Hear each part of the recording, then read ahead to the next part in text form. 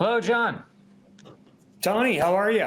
Good. And I'm so glad that you are a man of your word doing this chat again in front of a fireplace as a Well, I didn't fireside want chat. to light it because it was a little loud last night, crackling. So, I wouldn't have minded. And then you can have a little scotch. That would have been very, it's a would have little fit the early mood here in very well. Colorado for scotch, but glad to be the first one up on your show.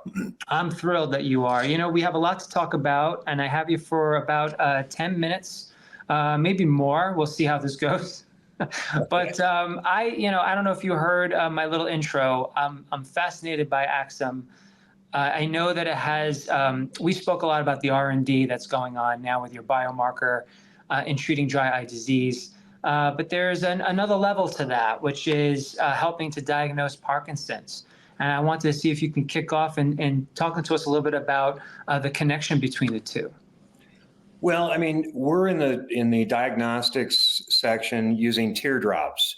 And so I think we've mastered, a couple of tests already for lactoferrin for dry eye disease and for IgE, which is for allergies. So if you come into your eye doctor and you have red, scratchy, itchy eyes, do you have an allergy or do you have dry eye disease? So we can tell that doctor or that patient what they have, which is really important when it comes to various treatments because, let's say you have a really high level of MMP9 and the doctor puts you on Restasis and it drops that level from 400 down to 100. We know that treatment is working and that's really good. So other tests are really qualitative. Ours are quantitative. So we can actually measure that exact amount of that biomarker. Yeah, I remember you talking to me about that, which is fascinating. So walk me through the difference. Is that you actually provide like a numerical value to just how severe the condition is, whereas other companies just give you like a yes or a no? Is that accurate? That's absolutely correct. So that's the key to treatment. So you can actually measure it. So you can take that treatment, come back a month later and test it and see whether your level is improving. For whatever biomarker that might be. And so, being able to, the really challenge is using a teardrop, which is so small. I mean, we're talking about, 100 microliters, which is almost nothing. And to be able to then test for that biomarker in that little teardrop is really amazing what we do. And so, we've been able to master that. And it's also been able to allow us to move into other places such as Parkinson's that you mentioned. So we've developed a test for early detection of Parkinson's. And so that way, there's already 20 some odd drugs that are approved for Parkinson's to delay the onset. So if you have a high level of alpha-synuclein, then we can tell that. And then we hope at some point, to run clinical studies and maybe partner with some of the larger companies out there, which we're talking to as we speak. And hopefully, we'll be able to run a clinical. Then they can use that test and market it for their different treatments. I had read that from an AXIM news announcement that you cited a study from the Michael J. Fox Foundation that I guess supported your product and well, indirectly, I think. Have you heard from the Michael J. Fox Foundation, and are there any studies that you could point to that sort of showcase what AXIM can do? Yeah, we have spoken with them, obviously. They're very interested in what we're doing, and they're pushing some people over to us, which is nice, and thanks to them. And so we hope that something will come out of the Parkinson's. It also opens up the door for Alzheimer's because the tears are so close to the brain. So anything that's up here, we can measure in tears, which is really key to what we do. So now we talked a little bit about how the R&D is ongoing. Talk to us about the products that are already FDA approved. Any studies that are going to be coming around this year? I know we spoke a little bit about that. What other tests do you need to do with patients? Yeah, so I mean, we're focused on delivering our two tests that are already approved. So we have two 510Ks that are cleared by the FDA. We're delivering product as we speak. So I think we're one of those R&D companies that's actually transforming into a revenue company which is really, key for, for a small biotech. Very few biotechs ever make it to delivering a product to market, and we're one of them right now. Yeah, and there is no shortage of competition. We talked a little bit about how you guys differentiate yourselves. I would love to know what else is there to that. I mean, is there any way that AXIM in this current market, the fact that it's generating revenue, that's a good differentiator too, no? Yeah, and I think, we're very undervalued when you look at our stock and our market cap, because I read a study from Stanford that said that 510Ks that are cleared are worth like $30 million. That was 10 years ago. We have two of them that are cleared. So that alone is 10 times what our market cap today is.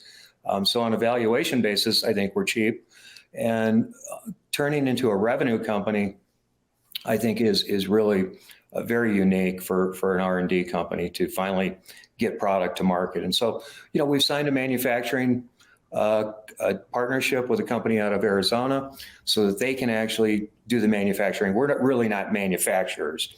And these guys are ISO certified and have all the automation and can really kick out the numbers. So as we scale up, which we think we're going to get in a lot of doctors' offices, we already are, they'll be able to manufacture for us. Yeah, how does one get involved with the doctor's offices? Do you send people on the ground and try to sell these products the old-fashioned way, like showing it to doctors and how it works, or give us an idea as to the strategy there? Yeah, so we signed a distribution agreement with a company called Versailles Ophthalmics, and they're out there hitting the street, pounding the doors, doing all the trade shows, that they're massive. For there's 50,000 eye care doctors out there, so a large market for us to attack.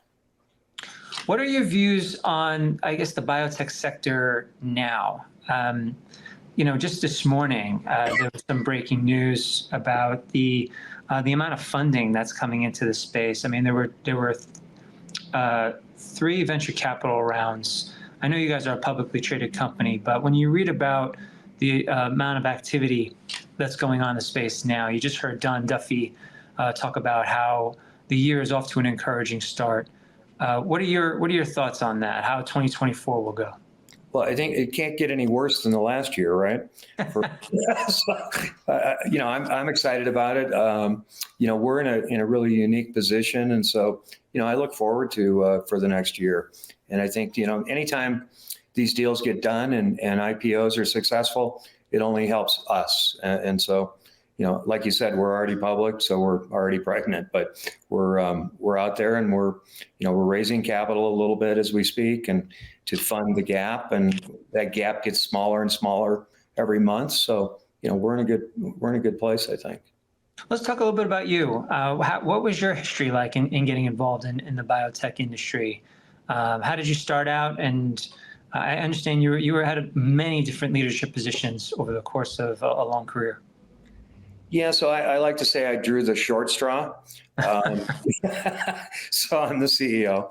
I was on the board of directors before and have a Wall Street background. So I was, heading up the audit committee, and we felt that we needed a change. The board did. And so lo and behold, I came along, and we were in the CBD business, which was kind of oversaturated. So we changed the business model. We acquired Sapphire Biotech, which had a cancer diagnostic for a unique biomarker. We were able to use that. When COVID hit, we turned it into a neutralizing antibody test. And quite frankly, I think the FDA missed the mark by not allowing us to deliver our product, because we could test for neutralizing antibodies in 5 minutes and tell you whether or not you're protected or not. I don't think they wanted people to know how bad the vaccines really were, because the neutralizing antibodies fell off so quickly.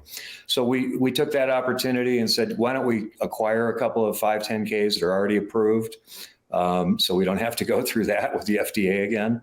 And so we've done that, and now we're delivering product to the market. On the topic of the FDA and dealing with regulators, I know that's always challenging. It's something that's going to get brought up in an election year, especially as we look forward to November. But the FDA, we're going to have an analyst come on later in the event to talk about a lot of approvals happened in last year compared to years past. So far, over the past 3-4 years, has dealing with the FDA been a net positive or a net negative? Well, during COVID, it was really difficult because everybody was virtual and it was really hard. I think they're making a really a choice to try and do a better job and be faster and quicker. So we're going to be applying for a couple of waivers for our products, and we heard through our counsel that now it's 90 days instead of 9 months. So we're looking forward to dealing with the FDA now. Yeah, so things have gotten easier. I think so. I mean, whether it's easier or not, it's quicker, let's say. Okay, so let's talk a little bit about some trends that are going on. I have you for about another minute and a half. I would love to know your thoughts on just some of the buzzwords that get people's eyebrows raised. Artificial intelligence in this space. Is that something that comes across your desk? Are you interested in the role that AI can play in healthcare and biotech? Well, I think that AI definitely has a role, particularly with clinical studies and being able to position those in the right place. In our case, I don't know. We looked at AI a long time ago, and we're trying to figure out, particularly with COVID, could it help with, let's say, diagnosing with your eyeball, and so you could, use that camera to, do enough of them and tell right away, does a guy have COVID? Right. Right through his eye with a picture. So, maybe there's a way for that to happen somewhere down the road for like dry eye disease or Parkinson's or whatever. In that regard, yeah, maybe. Do you anticipate a uptick in talent sourcing in this space? I know AXIM, with more revenue coming in, do you build up your team and target experts in that space? We're trying to stay small and lean and mean, and we're really an R&D company. So, our guys can diagnose anything with the eye. I'm convinced of that. It's then for us to find the right distribution partner to take it out to the world and let them deal with that side of it. All right, excellent. Anything else that you'd like to talk a little bit about with AXIM that I might not have mentioned? Any news on the horizon? I would love to break news on this Benzinga virtual summit. Love to break news without going through the SEC today, but I don't think I should. So, well, maybe one day. Maybe someday, soon. Yeah. Well, keep us in the loop. It was a pleasure to talk to you. I would love to be the first to report on many of the groundbreaking advancements you guys are making, AXIM, in terms of the dry eye and especially Parkinson's. I think that's something that a lot of people really want to learn more about. I appreciate that, Tony, and I will make sure that you're the first guy, right?